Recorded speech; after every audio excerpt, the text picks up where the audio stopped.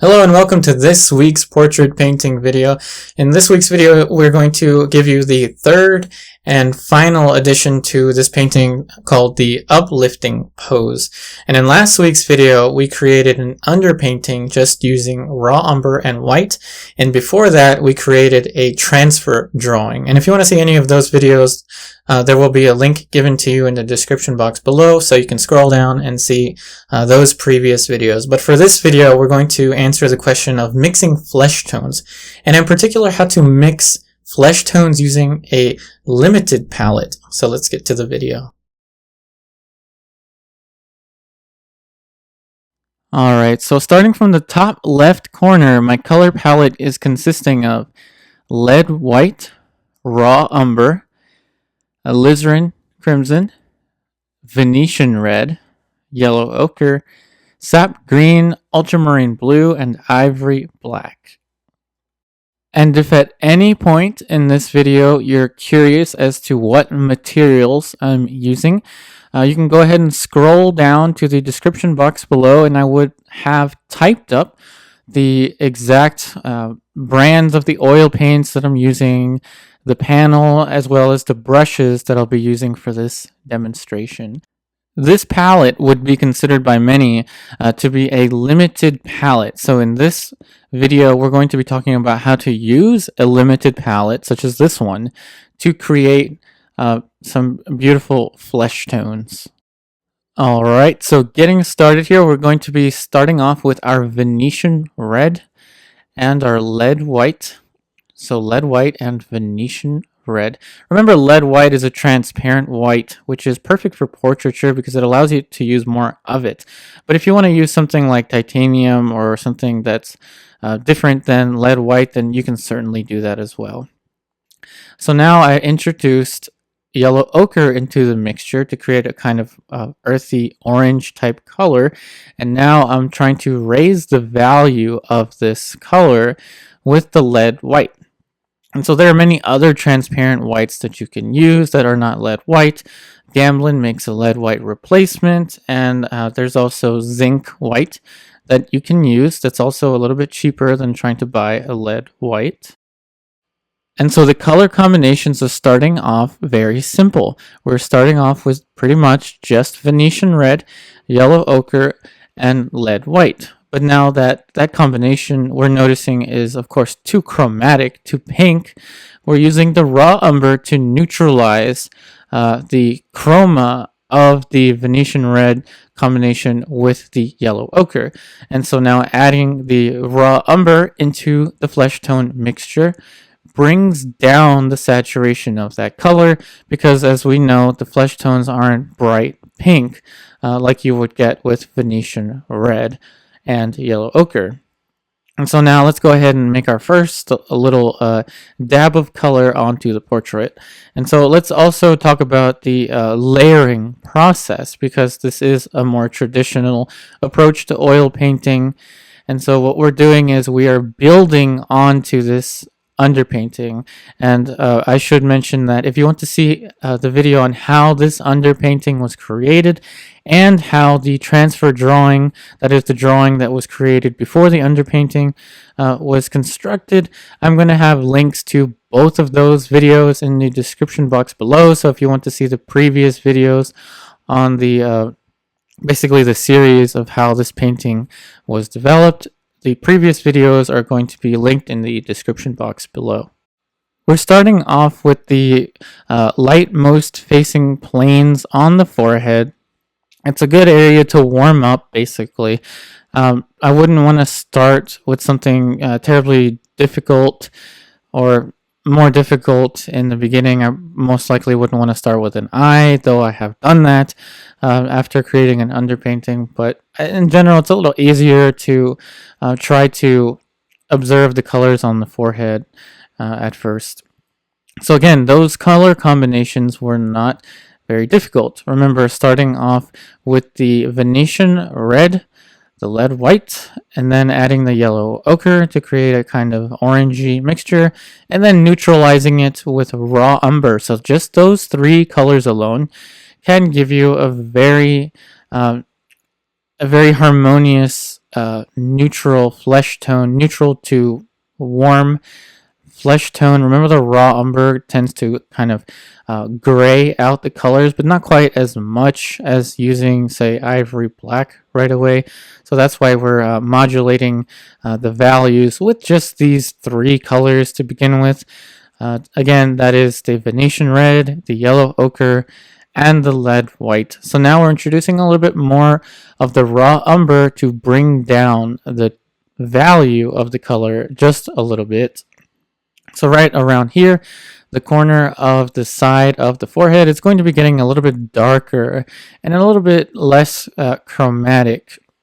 And now I should mention before we get too far that color in general is it can be a little bit more subjective, a little bit more open to interpretation, but what cannot be as open to interpretation is the value that you use, because the value can pretty much tell you what that plane is doing in space. The value can tell me the structure of the actual plane that we are working on. As you can tell, the underpainting reads without any necessity of color. It reads like something that is somewhat three-dimensional.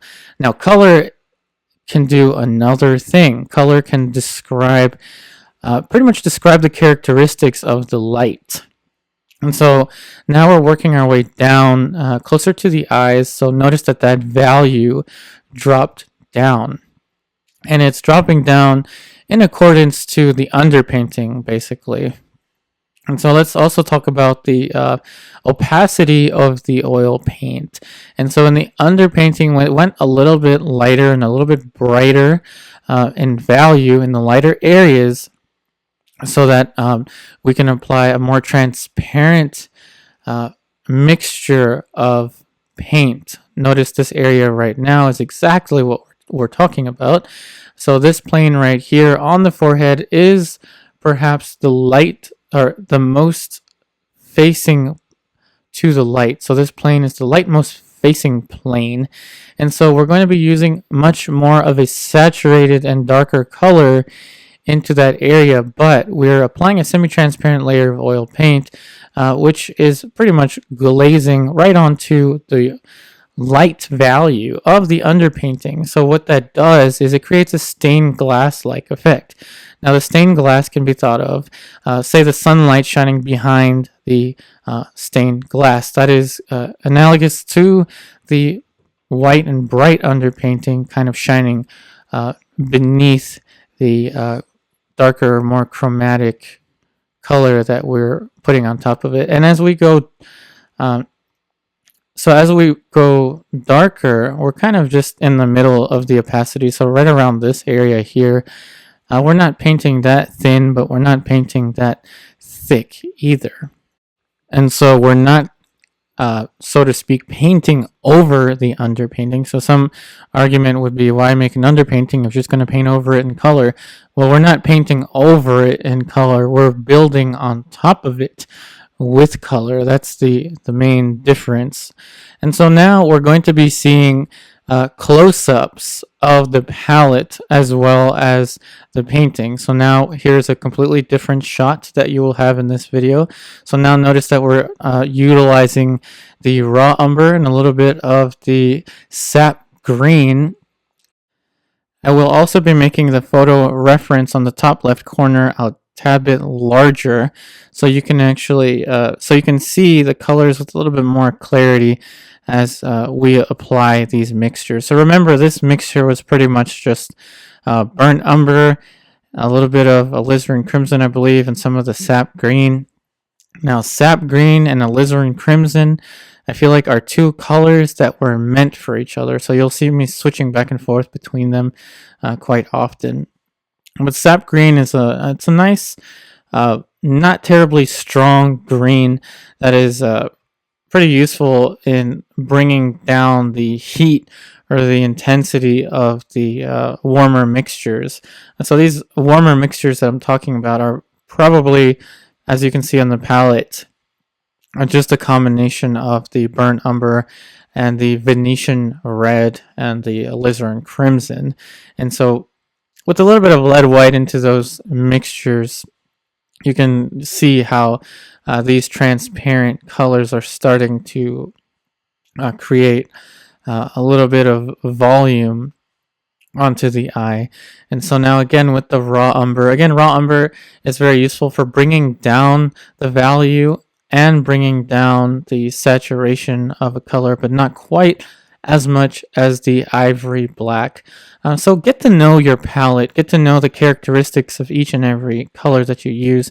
You don't have to use a whole lot of colors, but you do want to make sure that you have a green in there somewhere and a yellow, as opposed to say it maybe the Zorn palette. Now the Zorn palette is a nice way to create flesh tones such as these, but I feel like you do kind of want to have a green in there, and in particular that the sap green is very useful for this. And also make sure that your pigments are artist grade pigments. I can't stress enough the frustration that I've had in the past. Many years ago using student grade paints, it's just not worth it to try and cut back on the quality of your oil paints in particular. You can kind of not have the best brushes, but the quality of the oil paints are very important to this. And so now you're going to see how I use alizarin crimson in some of these mixtures. So I actually sneak alizarin crimson into some of my darker values. So keyword sneak. So alizarin is a pretty transparent color. It's a really good tinting color. So if I say I want something to be dark red-ish, so red-ish dark, I will most likely sneak some alizarin in there. And the areas I would sneak it in are areas like around this dark value right here. So this little intersection between the upper eyelid and the eyeball. In the photograph, it pretty much just looks black in the photograph. But in nature, there would be a little bit of warmth as the fleshiness of the upper eyelid comes in contact with the eye. There would be a little bit more warmth in that combination. You'll see that a lot in a bunch of old master paintings as well. Don't quote me on which ones. I think that's what you would see. But in any case, now I'm going to be making it a little bit lighter in value, still dark red-ish. And so the way I'm doing that is with the Venetian red. So with the Venetian red, we have a little bit higher in value, still a red-ish dark for that little fleshy portion of the tear duct. So this is going to be the fleshy portion of the tear duct. Forgive my improper use of the anatomy there. It's just the basically the middle between the bottom of the tear duct and the eyeball. So this area right here. It's going to be warm, it's going to be dark, but it's not going to be as dark as the intersection between the top of the eyelid and the eyeball. So now let's just take something right off the palette. And so this is just a little flesh tone right off the palette. And we're creating the top plane of the tear duct. And now we're making a little bit of a darker plane as we approach the concavity of the eye socket. Here we are pretty much just taking right from the palette.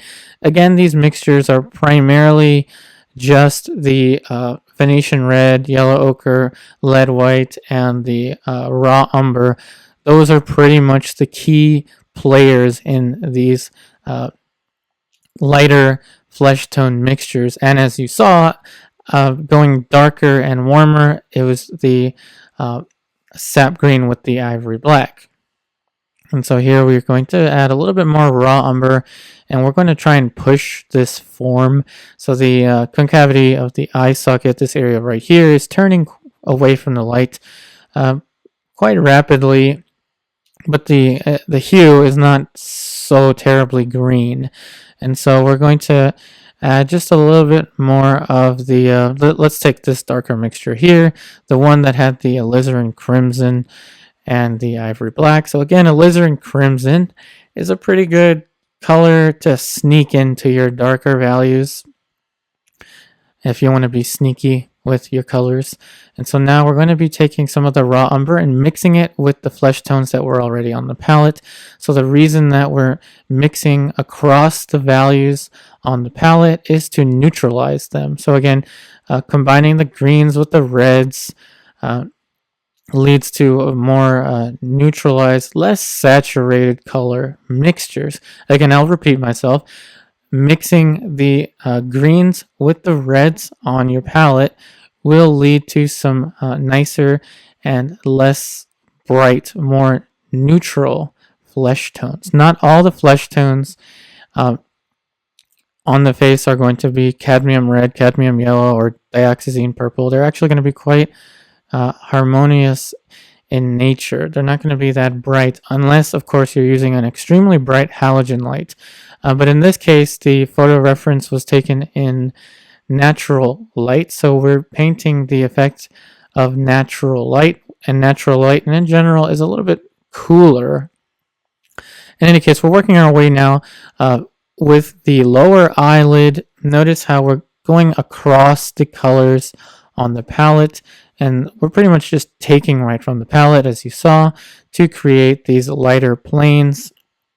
And now we're going to take a little bit of this more pinkish mixture, as you can see right here. And so again, these color combinations don't have to be that complicated. Again, the colors in the light are pretty much just the Venetian red, the yellow ochre, the lead white, and the raw umber to bring down the intensity. But the way that you combine those three colors can give you a more warm mixture or a cooler mixture. But I will suggest that you have some greens in there. In particular, that sap green is extremely useful. And now we're going to make a different kind of green. So we're using raw umber and yellow ochre, which gives us a deeper green, but we don't want it to be too bright green. So we added a little bit of the Venetian red and some of the ultramarine blue. And so this color here is a very one of the more complicated colors, I would say, because it's kind of hard to pinpoint what it is. It's not bright blue. So in that mixture, we made it too blue with the ultramarine blue, which is okay. Now we're going to tint that color with the alizarin. Remember, alizarin is a good red-ish color, so I went with alizarin instead of my Venetian red for this area right about here for the pupil of the eye. And so red-ish is the key term here, because making your darker darks, especially in a cooler lighting situation like daylight, making your darker darks a little bit warmer is just going to add a little bit more atmosphere to your color combinations. Can't really explain why. It's mostly just a matter of feeling. So now let's get a little bit of the ultramarine blue and just a tiny bit into that mixture, because this was too hot to be believable for eyebrows. Now the eyebrows are pretty much just a hair on the forehead surrounding kind of the shape of the eye socket. So we don't want it to be too bright red or too blue either. It would kind of break away the form if it was too blue, and even the photograph is kind of making it too blue. So again, we're not copying directly from the photo reference. We're trying to take information from it, extrapolate from it, and create what we want to create on the panel. And in this case, what I want to create is something that looks a little bit more naturalistic, or closer, I guess, to a classical painting. And so now the color combinations that we just threw at the palette were a mixture of the raw umber, sap green, and ultramarine blue. And now we're bringing down the value a little bit with the ivory black, but not straight black. Again, very dark, and I would say this is a warm-ish mixture. Now you can see how I'm kind of making the this passage of color very thin. So this is much more thin, and the darker areas within the concavity of the eye are painted much more opaque. So now you can see the transparency starting to take place and starting to take form in this painting. So now let's take a little bit of let's say this a warmer mixture here.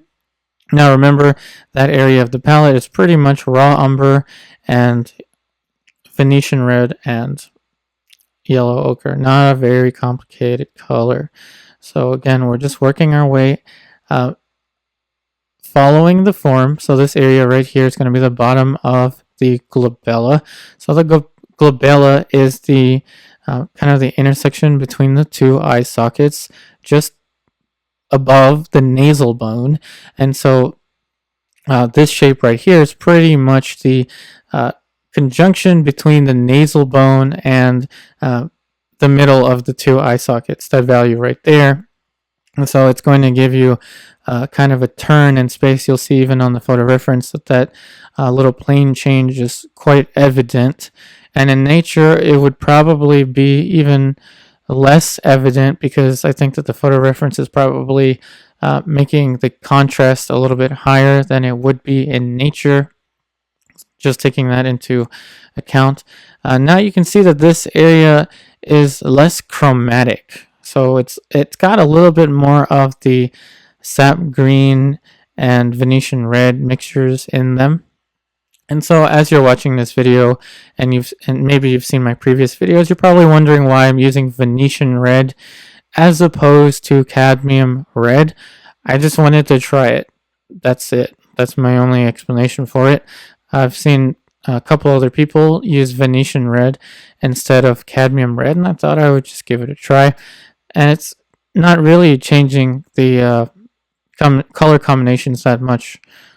Really, it isn't. And Venetian red takes a little less to bring its intensity down than, say, cadmium red. And another benefit, should I say this, is that Venetian red in general is a little cheaper than cadmium red. So hey, that could be one benefit right there. And so now we're working our way to the other eye.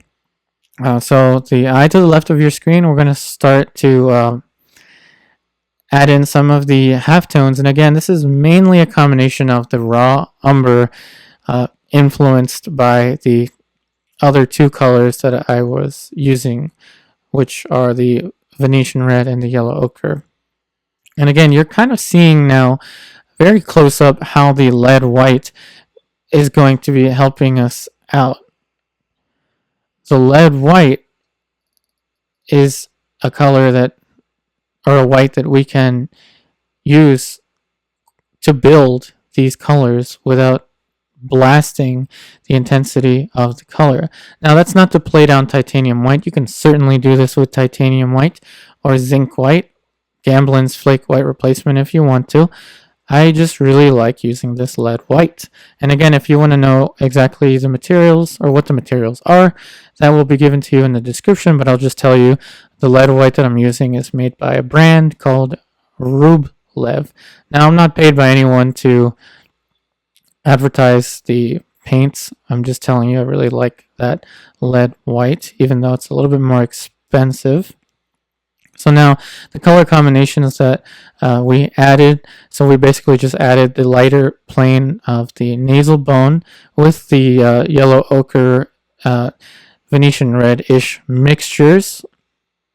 Again, not a very complicated mixture for the top plane of the nasal bone. Now here on the side plane of the eye socket, again, not a very complicated mixture, pretty much just a raw umber with the two other colors that I've been describing a lot already. And so now we're working on the side planes of the light facing portions of the eye socket here. And so we're using a little bit more Venetian red, probably more Venetian red than we should. But in any case, we're just trying to build this plane here and add a little bit more specificity into these mixtures. So let's go ahead and neutralize it a little bit. So we neutralized it a tiny bit by adding a little bit of lead white. So again, the lead white can kind of help spread apart the pigment of that Venetian red. And so now with a combination of alizarin crimson and raw umber, we're sneaking in some darker warm reddish tones into these little conjunctions. So that is the conjunction of the lightmost facing plane of the eye socket meeting the top eyelid. Now we're adding some specificity. Now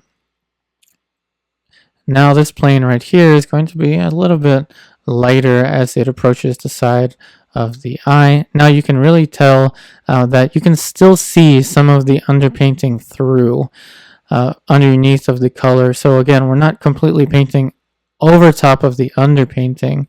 We're using the underpainting to help influence the colors that we create.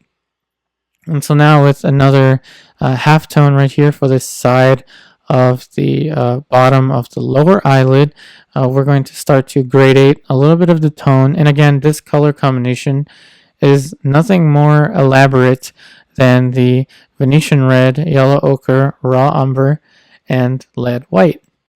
Now again, all of these values are pretty much being taken right out of the combinations that are existing on the palette, so that's why you're not seeing the palette so much with these shots, because they're just being taken right from the mixtures that we already made.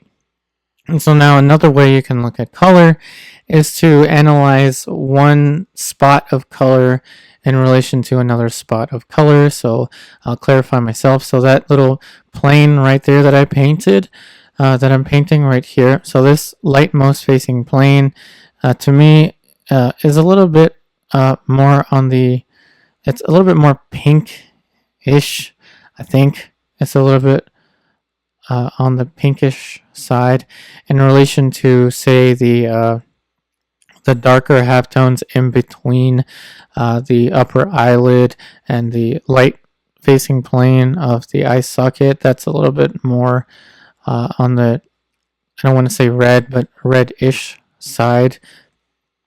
And now the iris of the eye is a little bit more, it's a little brown, I would like to say, but I know that brown is not very specific, so it's a little bit closer to the, I want to say violet side, but not violet, if you understand what I mean. So to clarify, that mixture was probably just ivory black, raw umber, and alizarin crimson for the iris of the eye.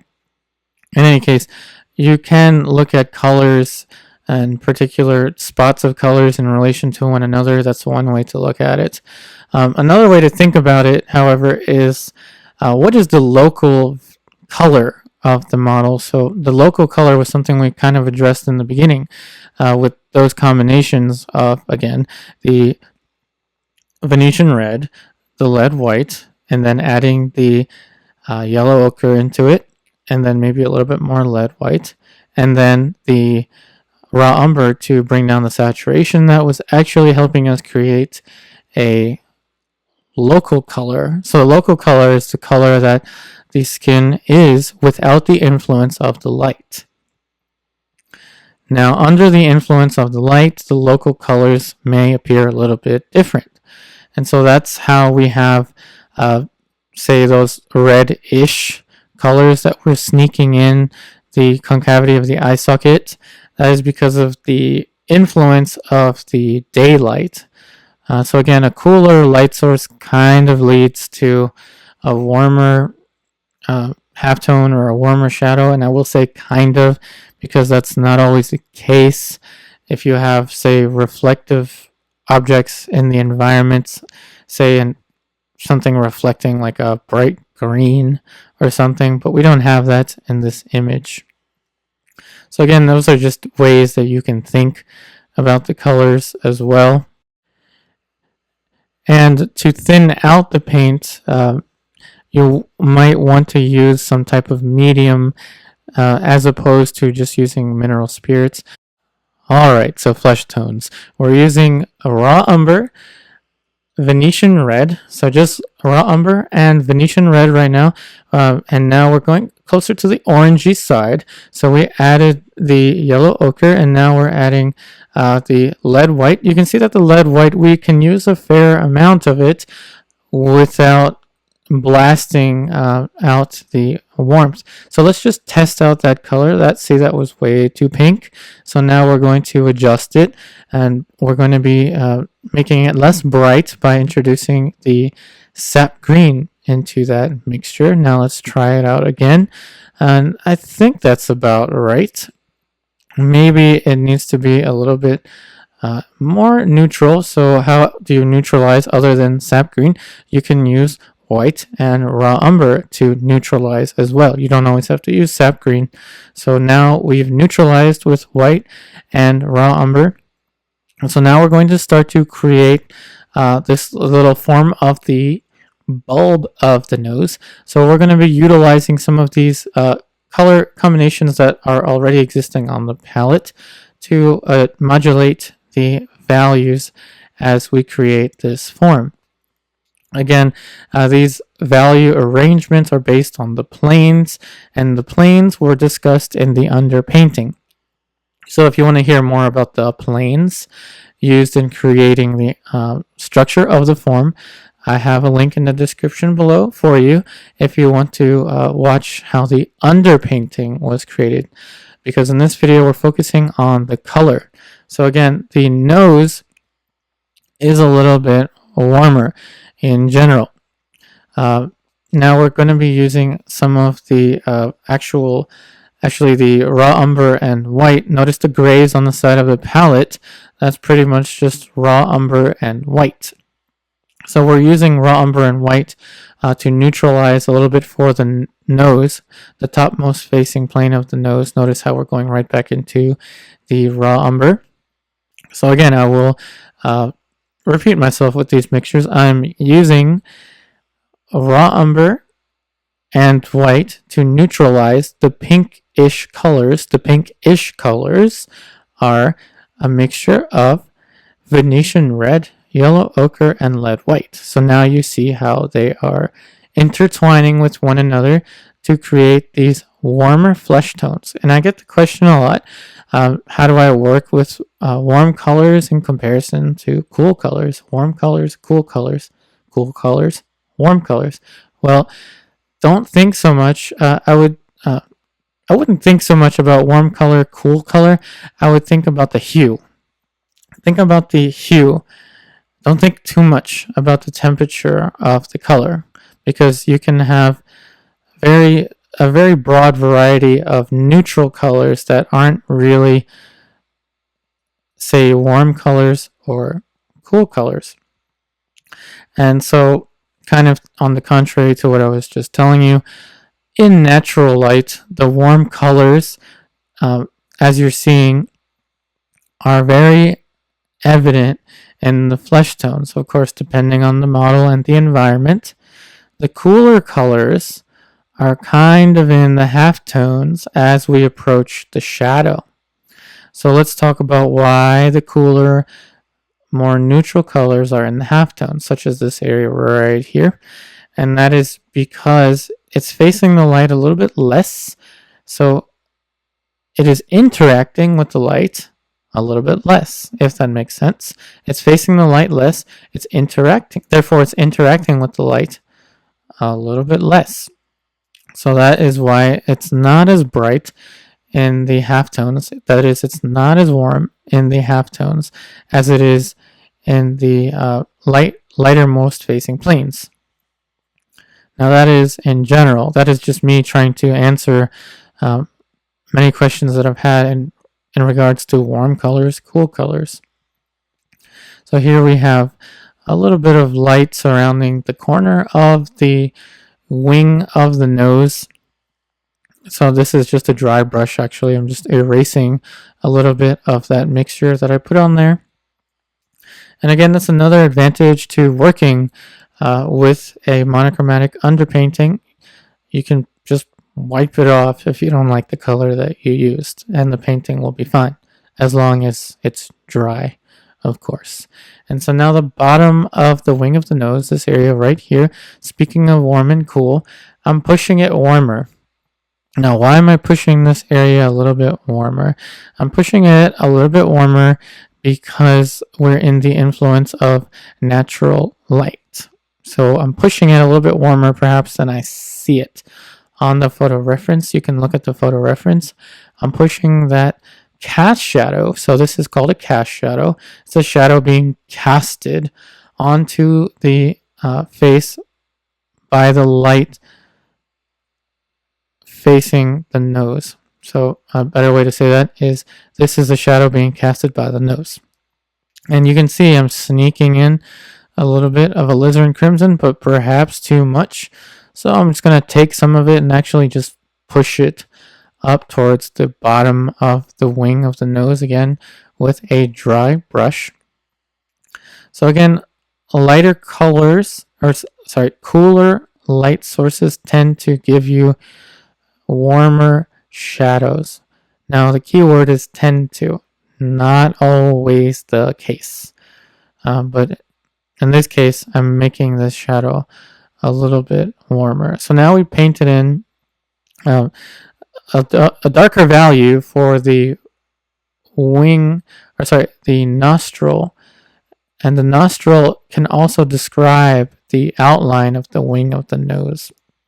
So now we're working down the value scale. Pretty much just added raw umber to the colors that we had to bring the value of that color down as the bulb of the nose approaches the bottom of the root of the nose. Now we're painting in a warm-ish color into the dark of the nostril. Now the nostril is an area that I wouldn't want to make that red, if you know what I mean. I don't want there to be too much red within the dark of the nostril. Rather, as we just painted in there, we can have some of the red cast shadow be a little bit warmer, but in general, we want these dark colors of the nostrils to be a little bit cooler. And I'll just be honest with you, that's just so that the model doesn't look like she has a bloody nose. That's the only reason I'm telling you. Don't make the dark of the nostril too red, because it'll look like your model has a bloody nose. In any case, it's okay if you're painting someone with a bloody nose. Just saying. So now we're going to be painting in the halftones. And so again, remember I mentioned that the halftones are going to be a little bit cooler. They're not going to be quite as warm. And again, as I'm describing these color combinations to you, I also want you to know that color is a little bit more open to interpretation. So if you perceive these colors to be a little bit different or way different to what I'm saying, it's all relative. I will tell you it's all relative. You can do whatever you want with the colors on the portrait, so long as the values are working in relation to one another. Key term, the values, because if the value relationships are misinterpreted, then we will lose form, and we don't want to lose form. And so I actually pushed the warmth of the bottom of the root of the nose. If you noticed, I pushed the warmth in that area, and now we're going to make this side plane of the nostril right about there a little bit cooler in contrast, but not quite that much cooler. And again, that was probably just neutralized with the raw umber and maybe a tad bit of sap green into that area. So let's just add a little bit more flesh tone mixture right about here, completing the passage of color onto the nose. Let's just make this edge a little bit softer, just softening that edge there.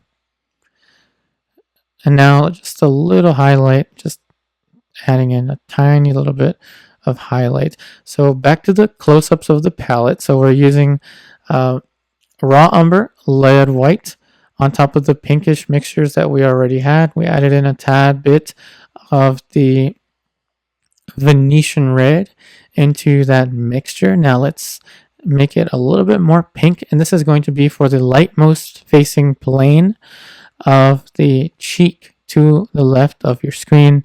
That is the cheek that you just saw in that shot. And so it looks like it needs to be a little bit more on the more pinkish. At least it needs to be a little bit more pinkish, so we just combined it with the pinks that were on the palette. Again, these colors are not that complicated. That's what I want you to get out of this. These color combinations are not that complicated. Each situation is going to be a little bit different in terms of the color combinations, the local colors, the colors of the light. So all the information I'm giving you is kind of just illustrating how I am thinking about color as I'm painting in the color pass on this painting. And so you can kind of get a little bit closer to the actual painting process. I always want to bring you closer and closer to the experience of creating these paintings. That's really one of my goals here. And so now we have a little bit more of a pinkish color. So this is kind of a hue change. So in general, it's kind of hard to find a hue change. It's much harder to find a hue change than it is a value change. One example is an easier place to find is a hue change, obviously in the white of the eye, the sclera. That hue is obviously different than, say, the light on the forehead. So it's definitely more of a bluish tone. So now right here, we're painting in kind of a half tone for the bottom of the lower portion of the eye socket. A little bit darker, a little bit warmer. You can see how we're just taking right from the palette. And again, we have already described what colors we're using primarily for this. And I should say that I've grown kind of fond of the round brushes. As you recall in my previous videos, if you've seen my previous videos, I used to use a lot of filberts. But lately I've been getting a little bit more into drawing. And the more I get involved in drawing with a pencil, the more I start to like using round brushes, because you can kind of get a tip similar to that of a sharpened pencil. But in any case, this plane right here is a little bit yellow, kind of yellow in relation to, say, the bulb of the nose. And so that yellow that we used is the yellow ochre. So now let's go ahead and punch the warmth into this area. And so we're using Venetian red, Alizarin crimson, and a little bit of raw umber to bring down the saturation. Notice you're going to use a lot more of your white than any of the other colors. So make sure to put out a lot of white when you're trying to mix flesh tones, because you're going to use a lot of it. And we're going to bring down the saturation a little bit with the sap green. So again, complementary colors can neutralize each other, such as the sap green and the alizarin crimson, and create very beautiful flesh tones when you start to add in the white. And again, we're trying to mix a darker value here, but not too warm. So that's the key. It's not too warm, but it's darker in value. It's warm-ish, but it's still dark. And again, you saw the colors that I used to make this mixture. Not a very complicated mixture. So now let's go ahead and test it out. And so it's a little bit too warm still. So we're just going to add a little bit of raw umber, or whatever that was on the palette that was a little bit darker. And so that's getting there. It's a little bit darker. Let's go back to the palette and just take some of this warm color and add some of it on there. You can really see how I'm just testing out the colors. And again, now going to make it less pink. So combining the raw umber and the lead white to bring down the saturation of that color. And one little trick there is that I did not clean the brush. I didn't clean the brush between those mixtures. I'm not really cleaning the brush that often. I only really clean the brush when I have too much paint on the brush, because these colors are so close to one another. Really, the colors on the portrait aren't going to change that much. So now we're going to use a little bit of yellow ochre into this neutral area. So that's pretty much just yellow ochre, a little bit of the pink that was already on the brush, combined with the lead white and raw umber. And so now we're painting in this lighter passage right about here. And so the lighter most facing planes on this area, I perceive them to be a little bit yellow, closer to the yellowish side, and of course not bright yellow either. So here we're using the raw umber. You can really tell what the colors, or what are the colors that I'm using the most in these color combinations. So hopefully these camera angle changes are helping you out, so you can see closer. You can be closer to the color mixtures. I'm actually going to be erasing a little bit with that dry brush. So now we're going to get a little bit of a warmer tone right from the palette. Again, you can pretty much pinpoint what these colors are. They're not that complicated. Again, this is probably mostly raw umber with the reds and the yellow, and maybe a touch of sap green into the mixture. Actually, there is a touch of sap green into that mixture. Now a little bit more raw umber. You can notice how the raw umber kind of brings in a nicer neutral tone. In general, raw umber is very useful for these darker halftones. So if you're familiar with the term that I've mentioned in my previous videos, the dark light. So you can see the dark light very clearly, and it's the passage that I'm painting right now. So the dark light is the area in the light. So the dark light is the area in the light just as the light turns into shadow. It's a very magical area. It's the area in the light just as light turns into shadow. And so we're starting out with that color first. And so we're pretty much mostly using raw umber with a little bit of our pinkish mixtures for that area. In general, raw umber is a very nice color to use for the dark light. Again, not always the case, but it's very useful in most of the paintings that I've been creating. So now we're working our way up the value scale. And again, the question of value was answered in the underpainting. So if you're curious about the composure of the values in this painting, that is the values and the structure, again, just look at the video of the underpainting given to you in the link in the description box below. And so now we're working our way with these flesh tones. Again, not very complicated flesh tones. And I will say that the dark light is painted a little bit more thick. And these areas facing the light is a little more thin because I'm trying to let some of the underpainting show.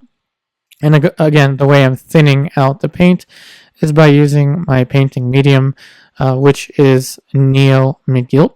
You don't have to use that one if you don't want to.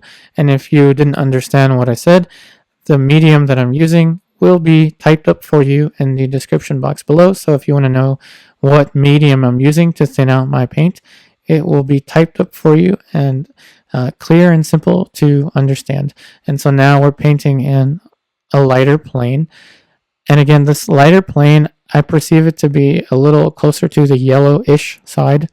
And now you can see how the combination of the dark light and the lighter planes with a little bit of hue variation that we described has given us the illusion of the form on the cheek. Really a magical experience. So now let's move on to the bottom part. So we're getting closer to the mouth, working our way around the mouth. And so we just took a color right from the palette.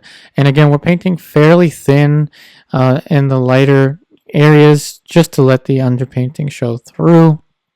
And so we're adding a little bit more pink into this combination, this little area of value right here.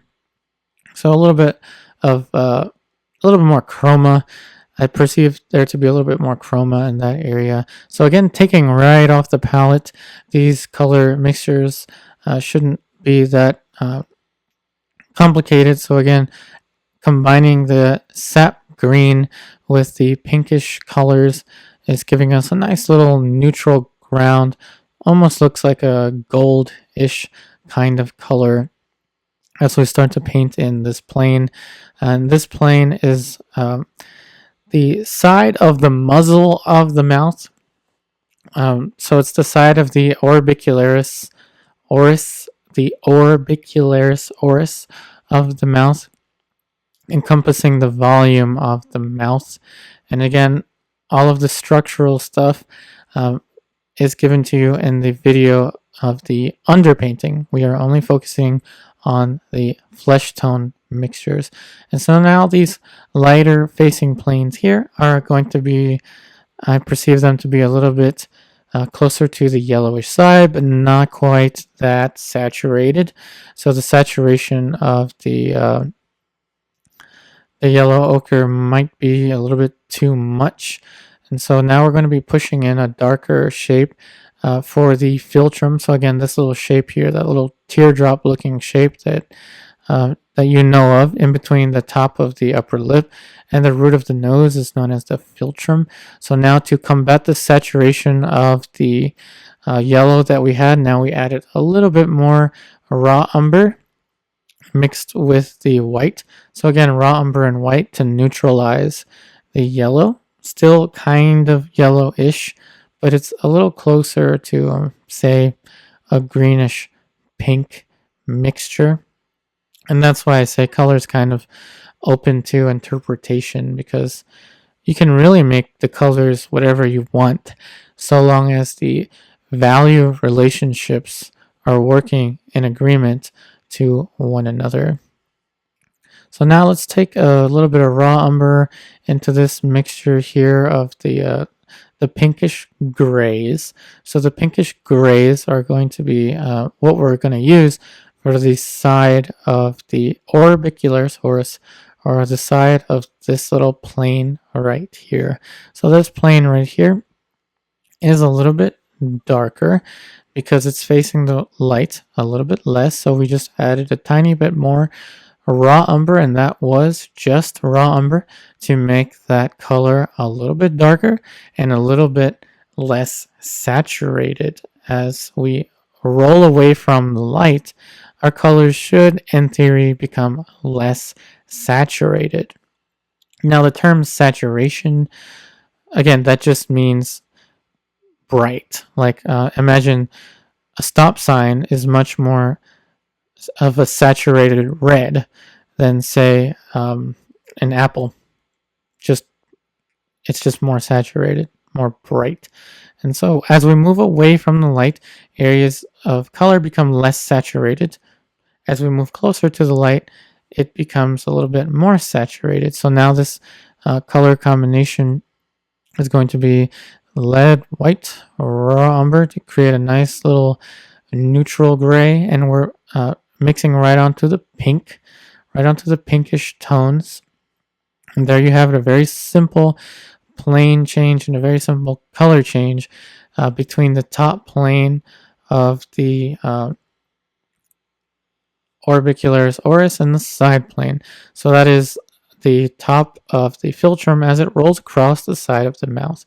And we're just going to soften it a little bit with a dry brush, because these edges are very soft and subtle in nature.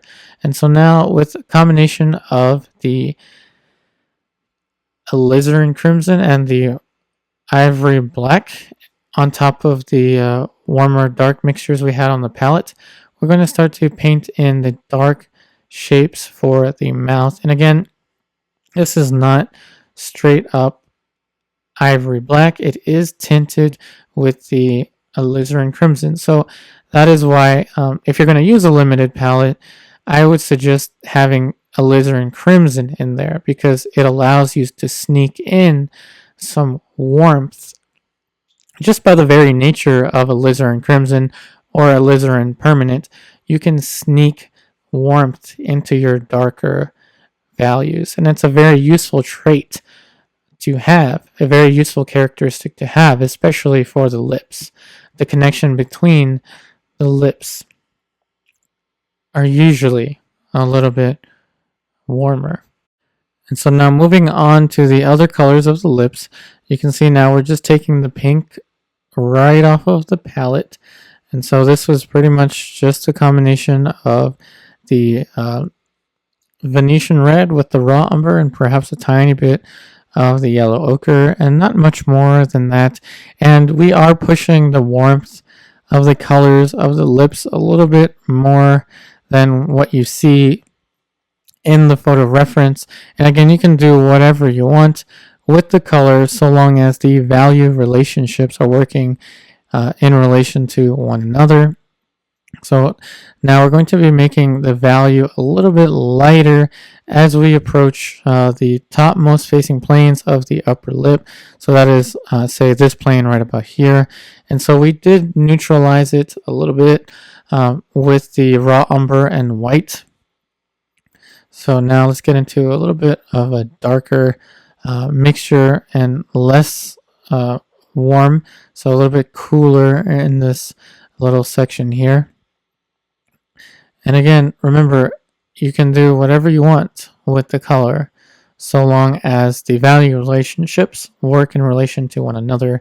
But I am trying to describe to you with much more clarity my thought process behind my flesh tone mixtures.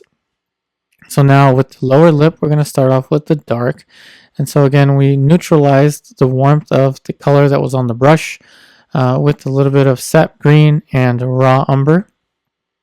So again, starting off with that dark, we're actually going to push the dark into the lower lip. It's a very useful trick to do when you're working with a dry underpainting underneath. So we're actually going to use this to help us create some of the dark lights. Now then, we've taken a little bit of lead white with the Venetian red, and pretty much just those two for the pink of the lips.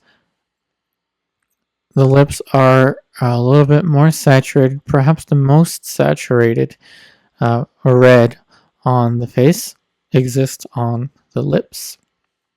So we painted in a little side plane on the corner of the lips, and now we're trying to paint a lighter plane, lighter, more pinkish plane.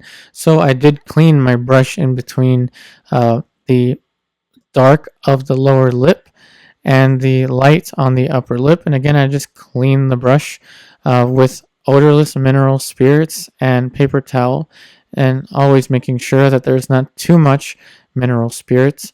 So now we're using a combination of the lead white and the alizarin crimson. And so I chose that combination because I know that the alizarin crimson has a much it's much better for tinting the color than, say, using my Venetian red. And so now I did add a little bit of Venetian red into that mixture, and we're painting in the lower planes, so the planes that are facing the light but not quite in highlight. And so now we're going to take the same color mixture and just soften this little edge here for the top of the upper lip.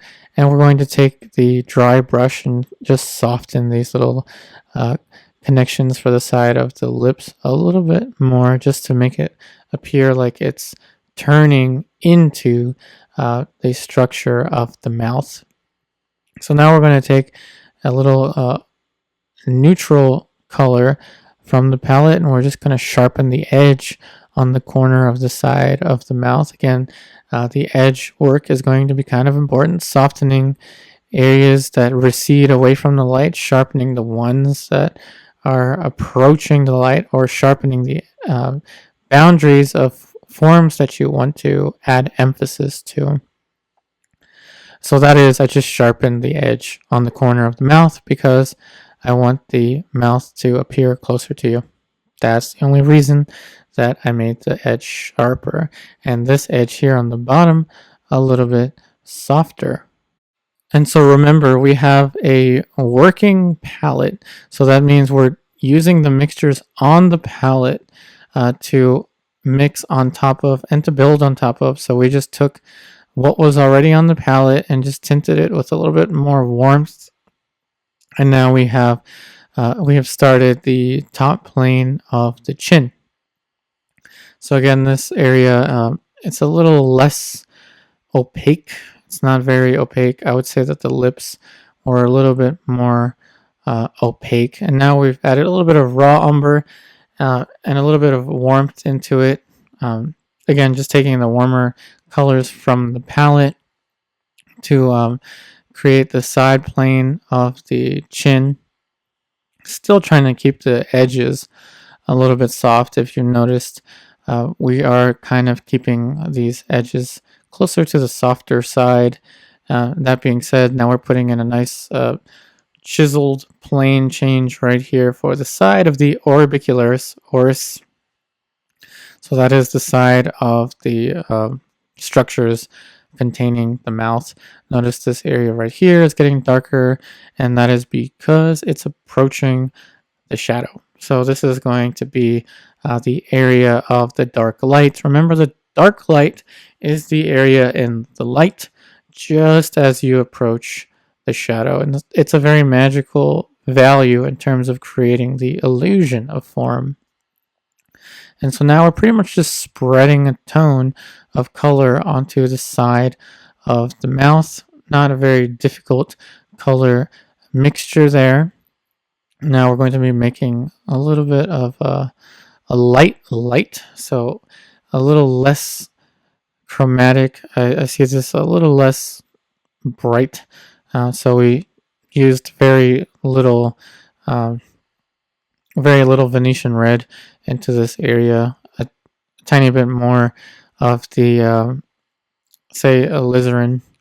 So now we just added a little touch into the side of the lower lip, but perhaps too much. So we're going to get our eraser brush and just soften that little transition there.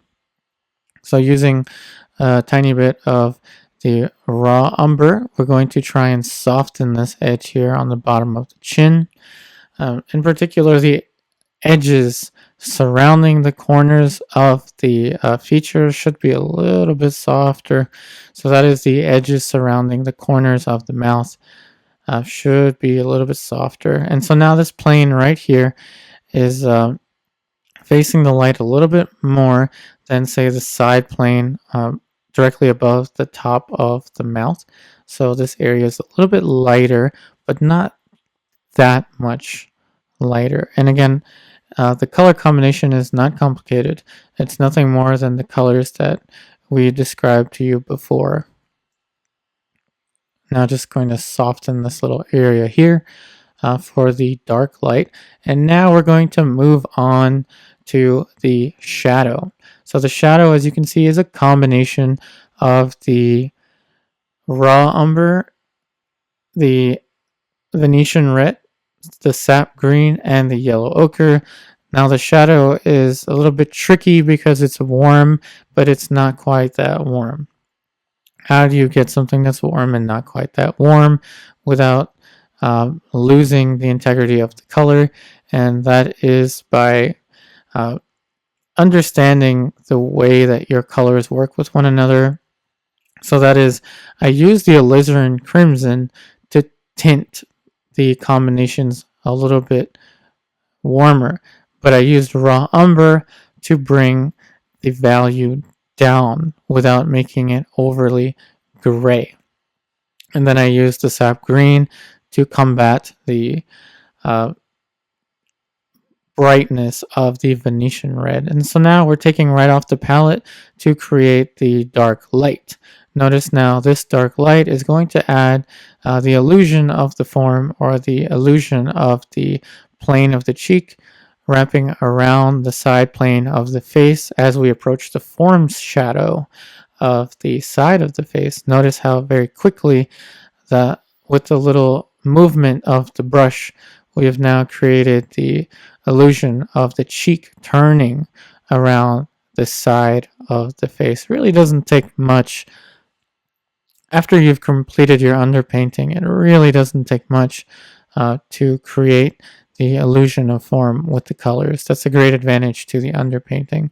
And so now with the ivory black and the raw umber, so another little color combination that I often use in the darks is raw umber and ivory black, and that is so I can get a very dark value without making it overly dark. So raw umber helps to make sure that the black is not overly black. And as you noticed, we were adding also a little bit of Venetian red and yellow ochre, and that is because we don't want to tint this area red. Instead, we just want to nudge it closer to the warm-ish side. Now the painting is completely dry, and this is a completely different day. So we're adding the Neo-Megilp onto the dry painting. Notice how it brought back the colors and it brought back the values of the painting. That's something that you will see, especially when you varnish your paintings. It brings back the intensity of the color and the values. And so now I just cleaned off the palette. That's why I like using class palettes, because I can just let the paint dry and then clean it with a razor. And so now what I'm going to do is add in the background and just maybe a tiny little detail onto the portrait. But the portrait is mostly completed. Actually, I think the portrait is, I would say, completely finished. And so we're using the lead white with the ultramarine blue and a little bit of the sap green and some of the ivory black, as you saw earlier, just to make sure we don't have such a bright color. And one thing I want to emphasize is that this painting is not intended to be a photorealistic painting. It's not intended to be a direct copy of the photograph. Instead, it's meant to be more of a classical looking painting, a little closer to the classical aesthetic than the photographic one. And so with a little bit of raw umber, we adjusted the temperature of the background color, so it's kind of closer to a navy blue. So we're actually adding a little bit more ultramarine blue, and we're going to create a lighter mixture to the bottom right of the clothing that the model is wearing. Remember, this painting is called the Uplifting pose. And so I kind of want to throw a little bit of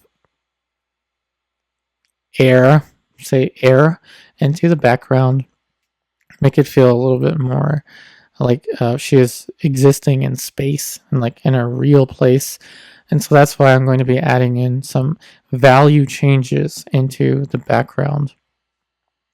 And now you can definitely tell that I'm not going to be copying from the photograph for this. Rather, I'm going to be kind of creating something different. Notice how I added in that lighter tone to the background. And now we're going to finish this painting up with the beauty mark to the side of the nose. And this is pretty much just raw umber. Very much just raw umber, just glazed onto the surface for the beauty mark. And that's the final little detail that I want to add, which wraps up the uplifting pose. And this painting was created just for you.